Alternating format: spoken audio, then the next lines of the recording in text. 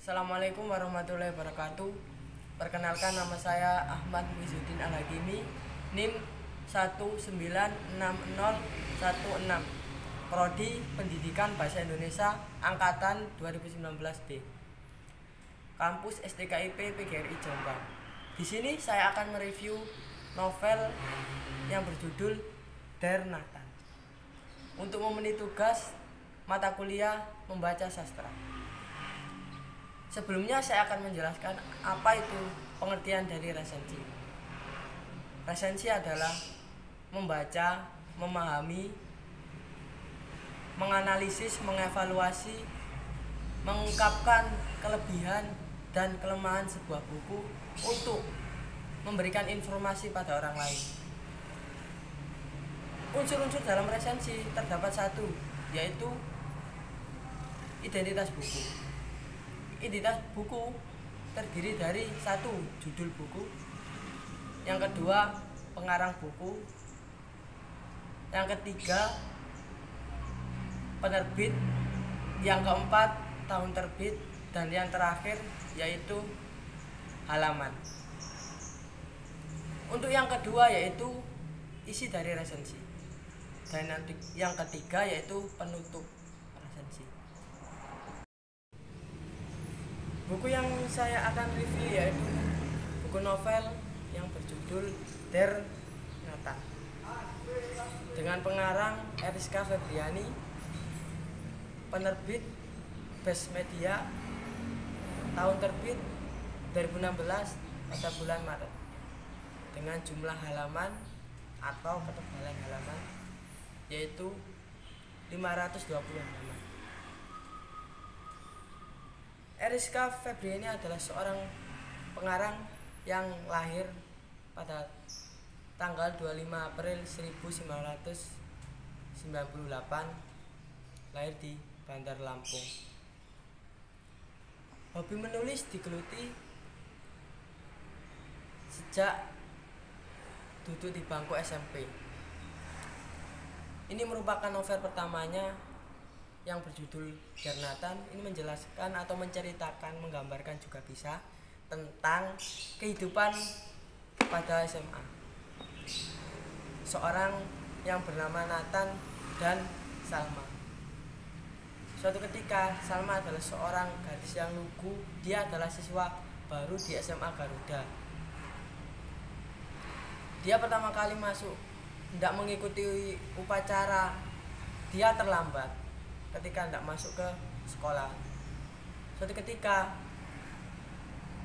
Nathan menghampiri dan menawarkan jalan untuk lewat ke gerbang samping supaya tidak ketahuan kalau dia telat.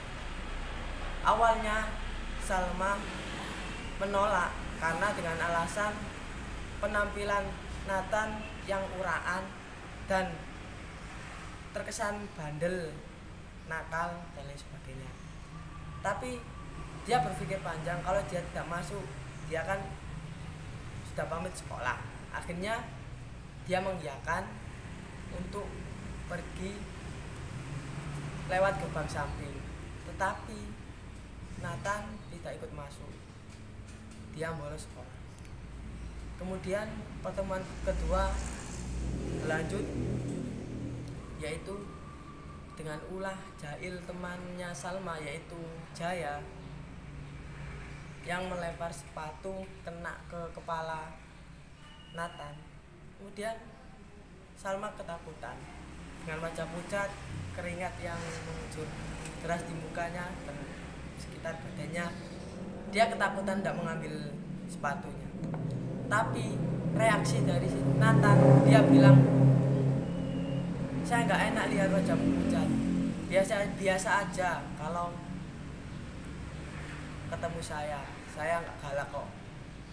Terus pertemuan yang ketiga yaitu ketika si Nathan dikeroyok oleh kakak kelas dan Salma melihat di depan matanya.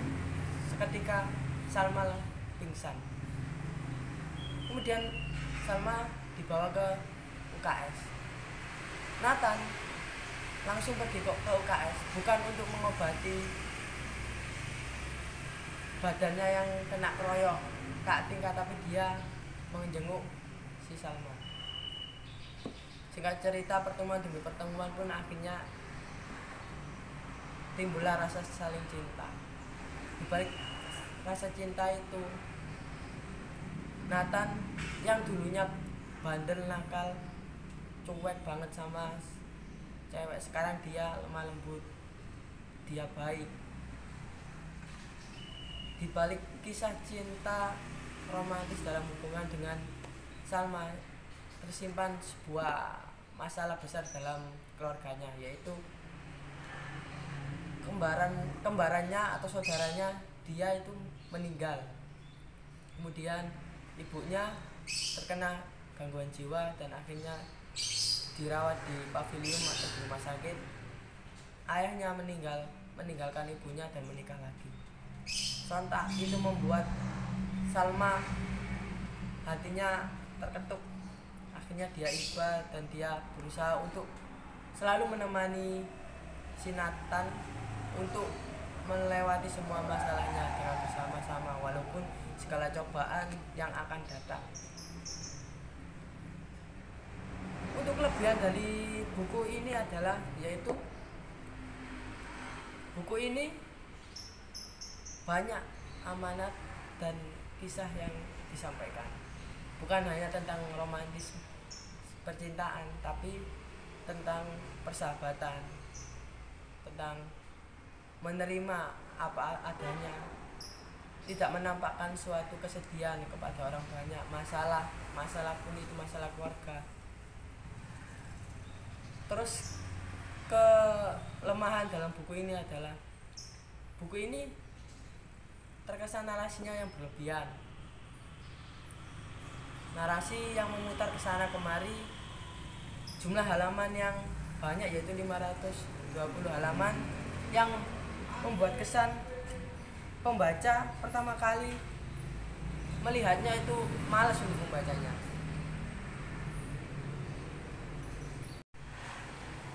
Novel ini sangat recommended buat anak-anak SMA maupun yang sudah lulus SMA.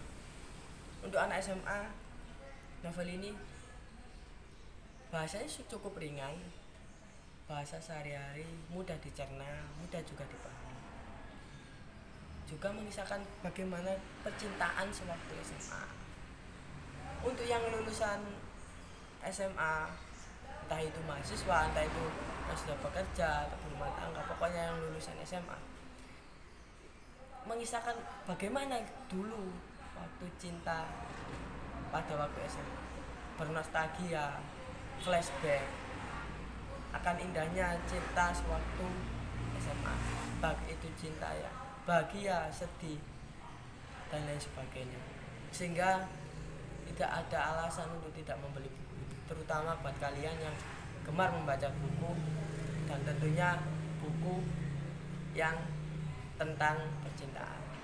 Terima kasih, saya Ahmad Yudin. Wassalamualaikum warahmatullahi wabarakatuh.